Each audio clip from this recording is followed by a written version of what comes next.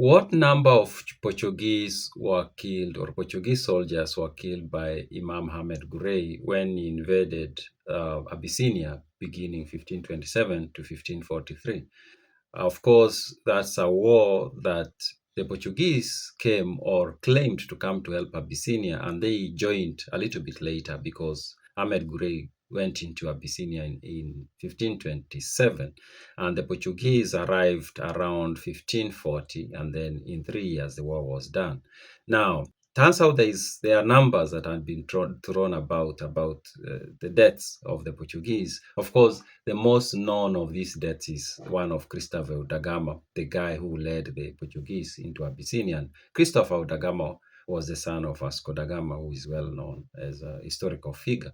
Now, in this book that I'm reading at the moment, the Portuguese expedition to Abyssinia, this is a book that was put together by one R.S. Whiteway and was published in 1902. And the book takes texts from 16th century. These are texts that were written specifically by one João Bermudez, who was a priest who was embedded in the Abyssinian royal family, and Castahoso, who was a soldier who was fighting, of course, a Portuguese soldier who fought in that war. Now, in the introduction of the book, the question comes up of the numbers, the Portuguese soldiers, of how many Portuguese soldiers died in that war. Now, this is what Whiteway writes, and he's taking these numbers from different sources and trying to come up with, we can say, estimates. But the issue is trying to deal with here is not actually the numbers, is the credibility of João Bermudez, because he's saying that there are so many things that João Bermudez wrote or said that were inaccurate.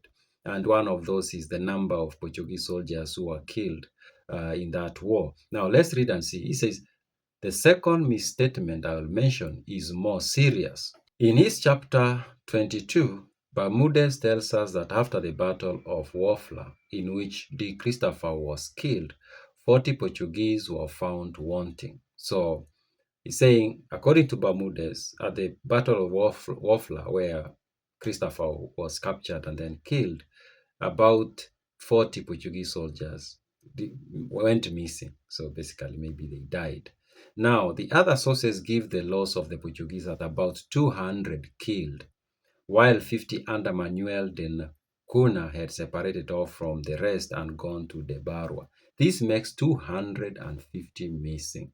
So he says other sources say there were 250 missing of the soldiers after that battle. And he says originally there were about 400 Portuguese. So there were 400 total Portuguese soldiers. Then 250 are missing. So that leaves about 100 remaining, but he's going to give us another breakdown with those ones. He says, of these, 30 had been killed near Antalo, which brings the number down to around 120, and some 8 at Bacanete, which is with 200 killed and 50 missing, will leave about 110, or maybe 12, or 120 fugitives with the Queen Sabla Wankel. So when you look at those numbers, in the end, it was about 100 soldiers who remained from the total of 400. So 300 Portuguese soldiers were dead by the end of the Battle of Wafla. So by the end of the dying of Christopher, about 300 soldiers were already dead. He continues, the Ethiopian chronicles say the greater number of the Portuguese were killed, which will not agree with the loss of 40 men. So the Ethiopian historians themselves also disagree with what Bermudez says about 50. They put the number to be a little bit higher than 50. Galadeos, who was the emperor who took over after Deblandengel in 1540, in both his letters of December 1550 and December 1551, says that 130 Portuguese were collected with the queen after the battle. So Caladeos gives the remainder number to be about 130 as the soldiers who were remaining. But Bermudez's own statement of 40 men missing is refuted from his own book.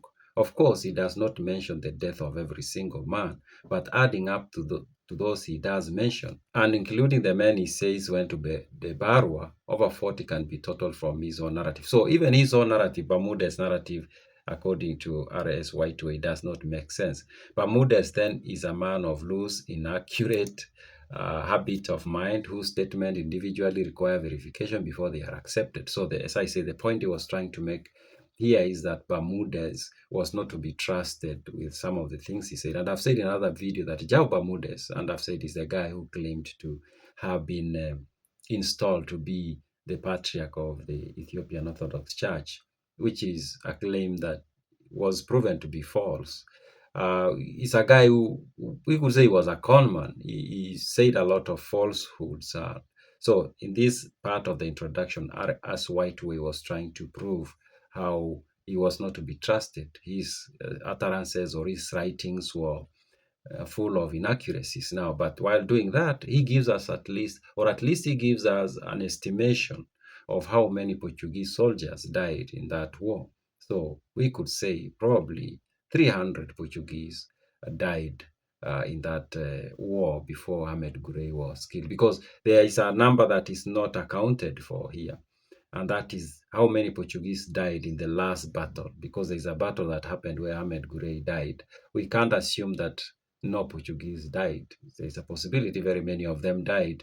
I think there is even there's a way R.S. Whiteway puts it, and I think his sources put it like that, that the guy who actually shot Ahmed Gurey ended up dead there, because he exposed himself so much just to shoot at Ahmed Gurey, and there was no way he escaped. So there must have been several others who died. So that brings down the number maybe to less than 100. And actually, there's a video I did about the Portuguese who settled. The number was about 100 actually, and then there were others who were ransomed from the Turks, and like another 100, and they joined the 100. The total was around 200. So that those numbers kind of like make sense. So we could say maybe 300 lost their lives, or three something, and then there was 100 remaining, and then there were other hundreds who were brought in. So 200 who settled in Abyssinia, married local women, and yeah. If you are interested in getting a copy of this book, check the pinned comment, the description box if you are watching on YouTube, and if you are watching on TikTok, check the profile bio, and if you are watching on Facebook, you'll get the link attached to the video. Yeah, so those are my random thoughts.